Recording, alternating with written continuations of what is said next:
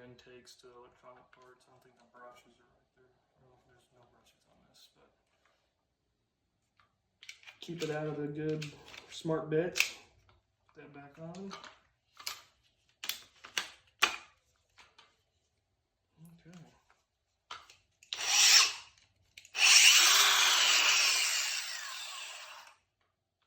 That's it.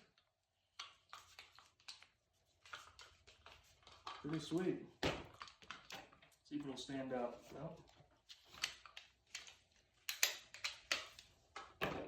Definitely not that way. That's pretty cool. I gotta play around with this more. There we go. Maybe that way. I need the heavier battery on there. Alright guys, thank you very much for watching, and I'll be coming out soon with a video of this actually cutting metal. In the meantime, thank you for watching, and enjoy.